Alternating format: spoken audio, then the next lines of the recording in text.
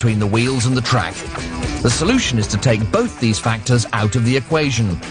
It sounds like science fiction, but trains that do just that really exist, and they're called Maglev, which stands for magnetically levitating trains. There are no overhead power cables because the power source is built into the track. There's no friction from the wheels because, well, there aren't any wheels. The train is designed to float 10 millimeters above the track, so the only resistance it has is air resistance, which makes this train fast. Very fast. Here at the Transrapid test track in northern Germany, they're testing a technology that they hope has the potential to take over where the TGV meets its limits, with enough speed, not just for intercity, but for intercontinental travel.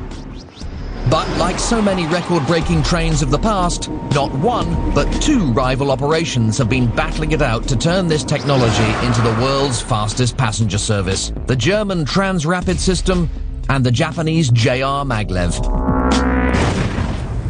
Maglev trains are all about magnets, and magnets have two poles, north and south.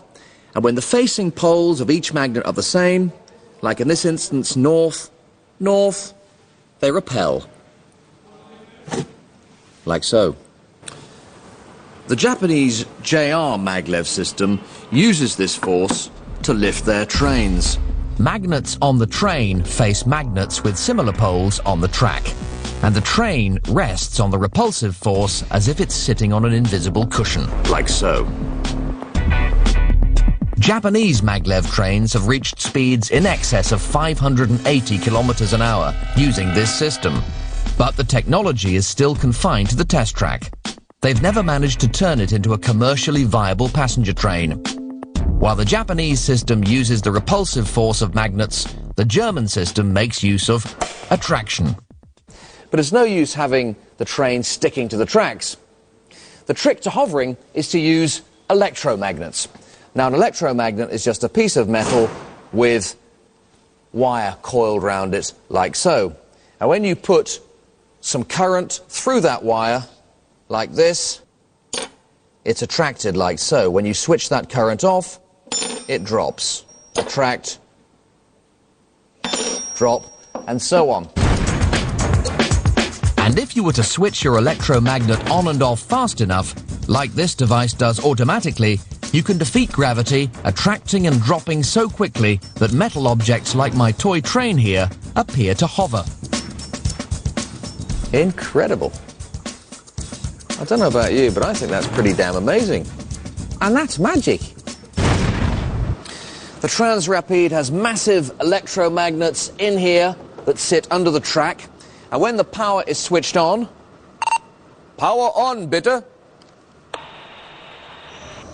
The magnets are attracted to the track, and now the train, the whole train, is floating in midair 10 millimeters above the track with magnets at the side here to keep it steady. A completely separate system of magnets built into the test track create a moving magnetic field that pushes the train along with it, just like a surfer riding an invisible magnetic wave. And this makes the system very efficient, because you only need to switch on the bit of track that the train is running over. Now that click means that this section of track has just been electrified or energized, and that means the train is just about to go past. And it's just as impressive from inside the train. We're now approaching the fastest part of the track. Let's go and take a look and see what speed we're actually doing. If I go up here and just check the driver's screen, and we're doing over 300 kilometers per hour.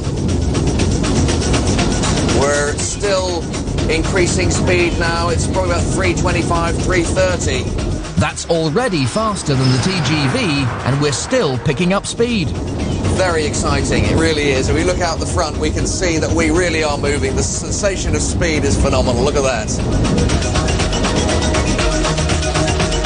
We're now approaching the top speed, 390, 400. We are at 400 kilometers an hour. At that speed, you could go right across Europe from Paris to Moscow in just 6 hours. On October the 11th, 2003, the Germans got one up on the Japanese when a 30-kilometer track between the city of Shanghai and its airport opened its doors to the public. Using the German Transrapid technology, this billion-euro project became the world's fastest passenger train, regularly topping 430 kilometers an hour.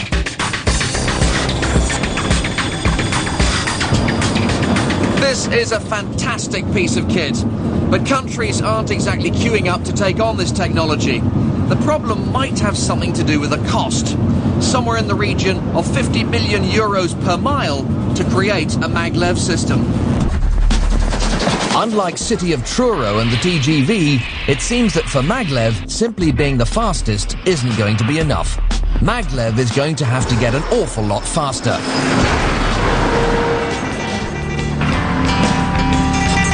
And in theory, at least, that's already possible.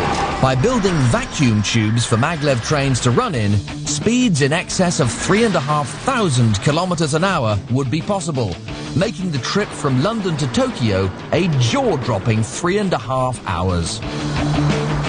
Now that really would be massive speed.